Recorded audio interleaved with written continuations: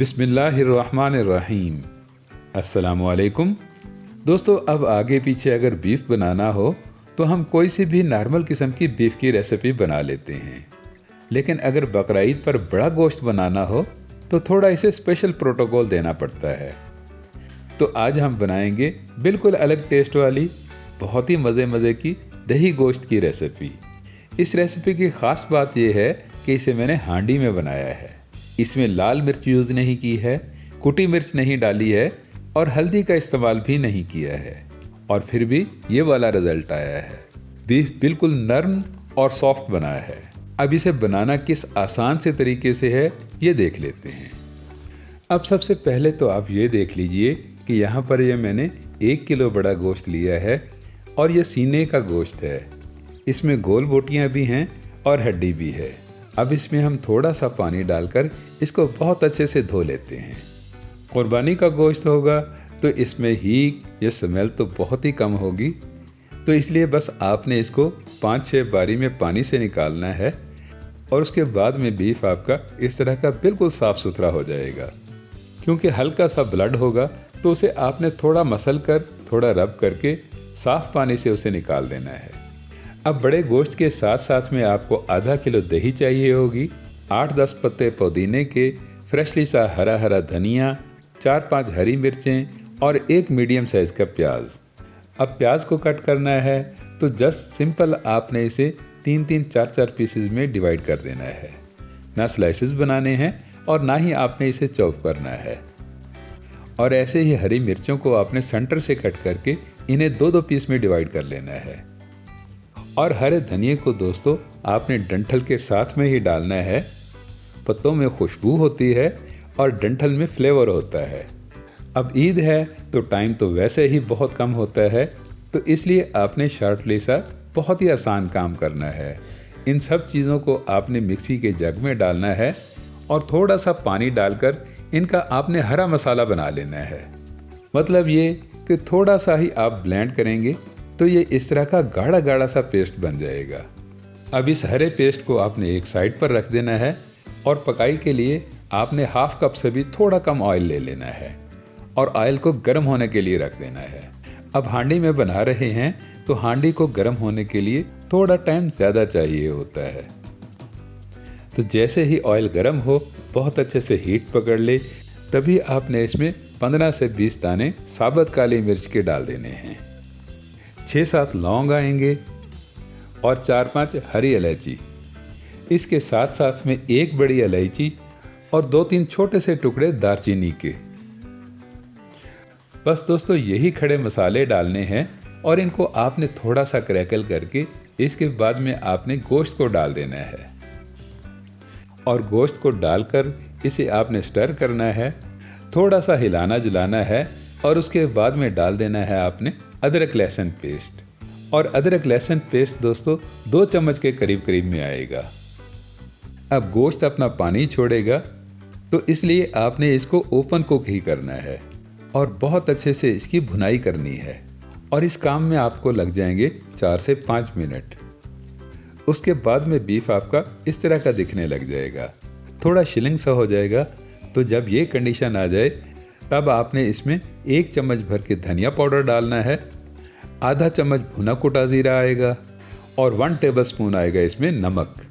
लाल मिर्च का दोस्तों इस रेसिपी में कोई काम नहीं है, इसलिए आपने आधा चम्मच इसमें काली मिर्च का डाल देना है। अब इन मसालों की दोस्तों आपने बहुत अच्छे से भुनाई करनी है। इन मसालों को आपने बहुत अच्छे से भुनना है और भुनने के लिए आपने लकड़ी का ही चम्मच इस्तेमाल करना है और उसे बस इस तरह राउंड सर्कल में ही घुमाना है। हांडी है तो इसे अगर आप इस तरीके से स्टर करेंगे तो ये बहुत ही आसानी के साथ में सारे का सारा गोश्त उलट पलट हो जाएगा। दोस्तों बीफ को कुकर में बनाने का या कढ़ाई में पकाने का अलग टेस्ट आता है, लेकिन दोस्तों हांडी में धीमी आंच पर गोश्त अंदर तक से पकता है और इसका टेस्ट बिल्कुल ही अलग किस्म का बहुत ही मज़े का आता है। पहले हांडियों में ही गोश्त बनता था और बहुत ही मज़े का तैयार होता था, लेकिन बस इसके पकाने में आपको थोड़ा टाइम ज़्यादा लगता है। अब गोश्त का सारा पानी बिल्कुल सूख गया है और चिकनाई सेपरेट हो गई है। तो अब आपने इस स्टेज पर डालना है हरे धनिए का, हरी मिर्चों का और प्याज़ों का हरा हरा मसाला। और इस हरे मसाले को दोस्तों आपने बहुत अच्छे से पकाना है। जैसे आप प्याज़ों को फ्राई करते हैं बिल्कुल वैसे ही इसे भी आपने बहुत अच्छे से भुनना है। बहुत अच्छे से भुनाई होगी तभी जाकर बीफ के अंदर धनिए की खुशबू आएगी, हरी मिर्चों का फ्लेवर आएगा और गाढ़ी गाढ़ी सी ग्रेवी बनेगी। अब इसके बाद में आपने इसको पानी लगाना है। और दोस्तों हांडी में पानी लगाने का तरीका ये है कि आपने एक ही बारी में सारा पानी नहीं डाल देना है, बल्कि आपने एक कटोरी पानी लगाना है और इसे गोश्त के साथ में बहुत अच्छे से मिलाना है। इससे क्या होगा कि हांडी में गोश्त का टेम्परेचर एकदम से नहीं डाउन होगा, थोड़ा गरम गरम ही रहेगा और इससे हांडी की लाइफ आपकी बहुत ज़्यादा हो जाएगी। और पानी लगाने का फार्मूला आपने ये रखना है कि जितना आपका गोश्त है उसके बराबर में ही आपने पानी लगाना है। और पानी लगाकर आपने इसे फटोफट से नहीं बंद करना है, बल्कि पहले आपने इस पानी को उबाल आने देना है और उसके बाद में ही आपने इसे कवर करके पकाना है कम से कम घंटा भर के लिए। हाँ, दरमियान में आप इसे 3-4 बारी में स्टर ज़रूर कर लीजिएगा। इससे क्या है कि गोश्त आपका नीचे नहीं लगेगा। दोस्तों अगर आप मेरे चैनल पर नए हैं तो मुझे सपोर्ट करने के लिए मेरे चैनल को सब्सक्राइब कर लीजिएगा और घंटी के बटन को भी दबा दीजिएगा। इससे क्या है कि हर नई आने वाली वीडियो का नोटिफिकेशन सबसे पहले आपको मिलेगा।